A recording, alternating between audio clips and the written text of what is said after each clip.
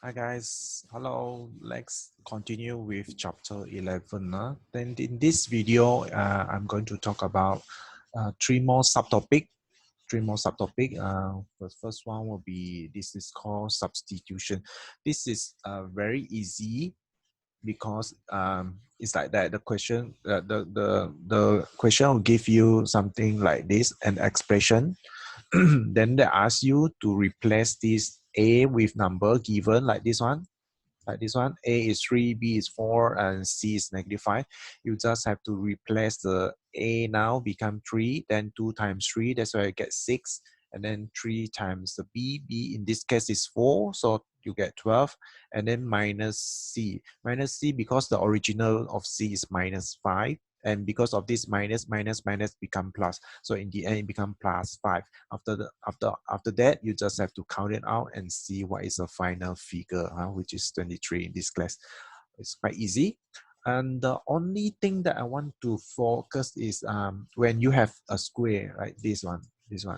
If -5, when you square, you get positive 25. But what if the question is a square plus b square but minus c square, and be careful because we only replace c as -5. When you square -5, you get positive 25. It's not wrong. But because when this one is minus sign, when this one is minus, then the second, this one still become minus. That means you need to minus 25 and not plus 25.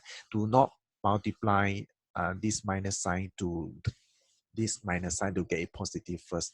Just be careful of that. I think we learned this in year 9. I don't want to talk more about this. It's quite simple. And we come back to this transformation later on. I want to go to this one first. This one. Okay. Remember, we have learned this thing. If you have something square minus something square, you can factorize become this. You can factorize become this. So we need to use this concept to do some evaluation. Evaluation means I want to get some result from a actual number, something like this. So you can see this is like 13 square minus 7 square is similar like just now p square minus q square. Right? So in fact, you can factorize it becomes two bracket like that, right? Two bracket. So 1 plus 1 minus. So in the end, you have 13 plus 7 and 13 minus 7.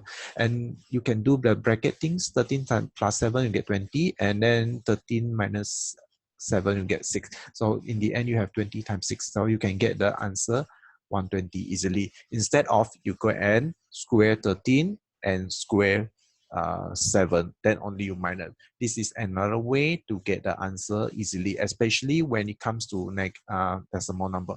If you go and square square this decimal number, of course, it's tedious. But of course, you can use calculator to do this. So, but this kind of question, if they really come out in the exam, they confirms that do not use calculator to count this thing out. So you have to do it manually, right? So the best way is use this factorizing concept, right? 1 plus 1 minus, you can see after you plus exactly, you get a nice figure like 10, and this one is 2.5. If 2.5 times 10, that's why you get the answer 25 easily. All right. So for like question 1110, all the question will be using this concept to do. You just try it out later on. Is evaluation in this meaning that I want to get the answer like 25, 125. You cannot leave the answer in index form or in just bracket form. You cannot do that. Okay. So this is the second subtopic I'm talking about. So now next to what is that? Transformation the formula. Transformation the formula is like rearrange the formula. Rearrange it. That's like for example like this. You have A equal to 2B plus C. Now the question asks you to make the bold color, the bold letter as a subject like this. So basically you just have to move away 2B to the other side. When you move to the other side, you change the sign. Remember that? I think I taught you in year 9. All right, so it's like that. This is simple, and this one also simple. Like this one, this is question. Then P, you want to make P the subject, so 2R you need to bring to that side, become Q minus 2R, right? And if you have multiply one like that, A times B equal to C times D. So you want to get C as subject, bring the D down. Yeah, so that means you divide it with AB divide with D. Retain C here. Retain C here. So this one cross multiply is your way. Cross multiply means A times D. You can see A times D, put one side, any equal sign, still equal sign. B times C, put the other side. But because what we want D as subject, that's why you bring the A down here. Just throw away the A. So it becomes C times B divided by A. This is how we do a simple rearranging formula. Remember, minus become plus, plus become minus. And this is multiply, become divide. This divide thing become multiply, right? We can't like this. This is multiply, this one multiply. Divide become multiply, multiply become divide, and so on. Okay, let's try some example here. 11.6. See any hard one? Let's see. Any hard one? Let's see question. Question one easy. Question two. Let's say we try. No, everything is quite easy. Question three also quite easy. Question four. Also quite easy. Like question A.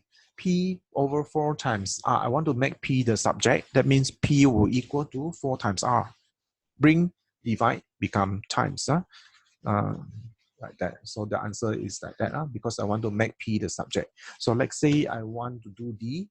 D will be 1/5 N equal to 2P. So I want to retain N there. So N will be the subject now. The 5 in the bottom will bring up to next to the right hand side becomes 10P. Right? 5 will times the 2 to get 10P. That is answer for D. So for 5D, as 5E, let's say I want to do 5E. So you can see P is inside the bracket. In this case, it's a bit more complicated, but we do it step by step. I do it here.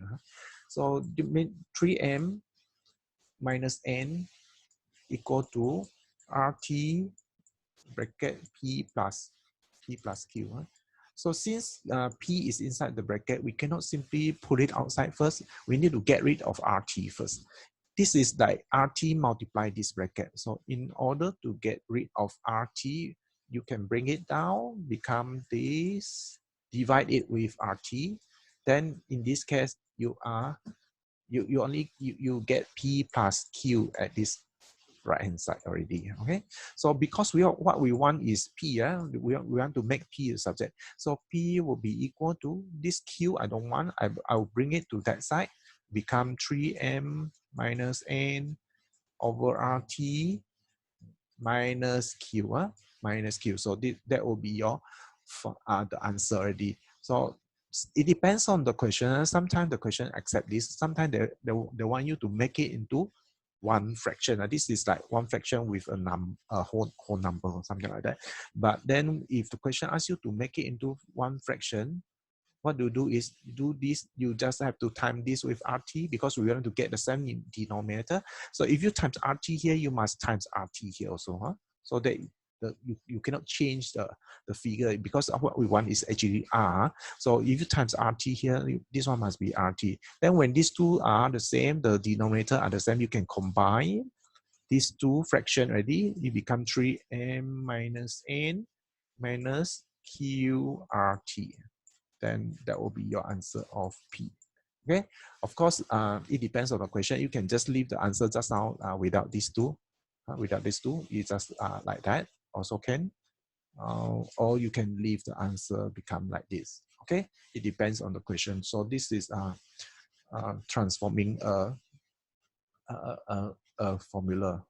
Right? How we transform. Let's do some more complicated one because this is considered not that hard.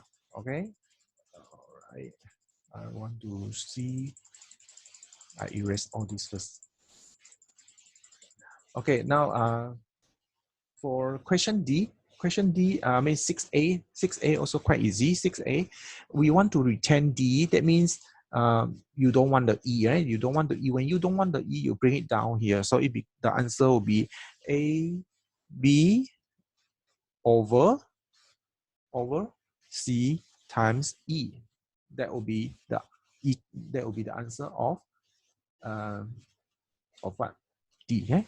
So that means we make the D as subject. So E is the one that we don't want. You just bring it down here, become E times C. E C. So this is the answer. Okay. So let's see some further what is it? Harder part. Let me see. Transformation of complex formula. Okay, this kind or this question. It's a bit more complicated, but it's okay. We just use the law, right? Like for example, question 1, C equal to 2 pi r. We want to get r. That means 2 pi is the one that we don't want. Bring it down, becomes C over 2 pi. Easy. This one, okay, we want to retain r. Okay, you don't want pi. Pi, bring it down, become a over pi.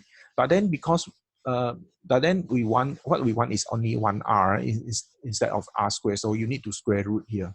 So the answer is square root of a over pi. Okay. Okay, like similar to this one, you can see I want to retain a. I want to make y the subject. So h squared will minus x squared first. All right. Then because we want only one y and not y squared, so you have to square root. When you square root, you just put my plus minus sign.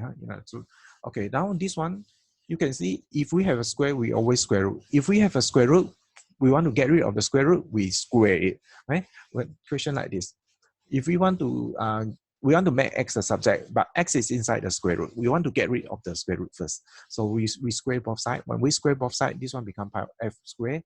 And square root, when you square, the square root is gone. It's gone. So you can only get x over k. But the question is asking for x. Right? So you don't want k. K will bring it here to multiply the f squared. Okay? All right. This is another question. Okay, let's see another example here. All right. This one is the same thing, like we have a square root, but then the square root, and then the things that we want to make the subject as is x, x here. So it's inside the square root. So firstly, you must get rid of 3a first. You can actually like bring this question, the method is different from what I want to do. Like I try to do it here. But you get the same answer anyway. So the original is this, p over x. So when I want to get x as subject, so this 3a is the one that I don't want first. So I will divide it with 3m first. Then I get this equal to this. Then the next step, right, is I will square both sides. This square, this one also I need to square. So when I square, it become m power 2, and then power 2. Then 3a, if you square, it become 9a squared. Right? 9a squared. Then this one become p over x. Right? P over x. Okay, what we want is x, right? We want x. So the x will be equal to, this is how we do cross multiply. This one times this one. So you get 9a squared p. Then this one m squared, let's put it here, m squared. So you can see our answer is the same like this. Right? This is the method is different from this textbook, but you get the same answer in the end. Okay, and more complicated one. Look at this. The whole thing here at the bottom here, you times to a. So when you times to a, you put bracket so that you won't confuse. Then after that, the question, this method is like they bring down the a here first. You can see from here, 5 plus 8 divided by a.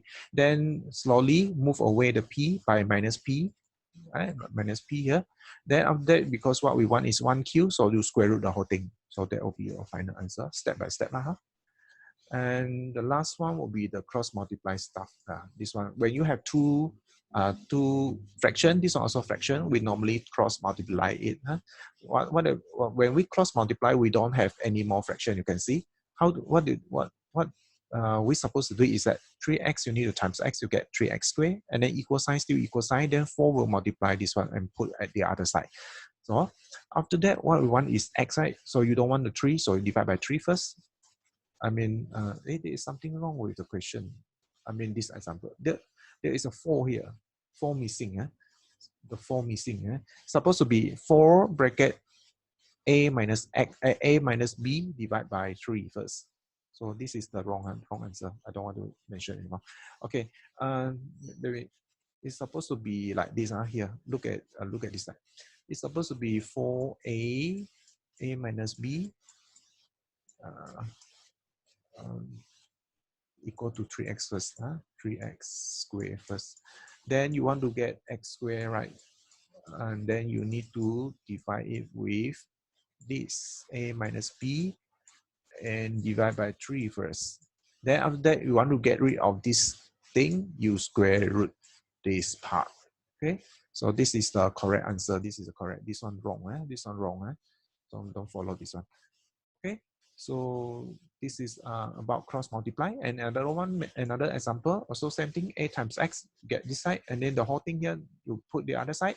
Then you want to get x, right? So you can you notice this one, you have x here, you also have x here. So no choice, we have to expand it first, this one, so that we can get b squared x plus b first. We have to expand this, become this, right? After that, okay, after you expand it, we need to group all the x together at one side like this, and then left b here, left the b here is okay. Then after that, factor the x out, so that you get a minus b squared. Then if what we want is x, so you don't want the a minus b squared, so bring it down here. So this is your final answer. Okay, so do it step by step, follow the algebra way. Okay, so basically this is all about for this video. You can try exercise later on, then you know better. Okay, thank you very much.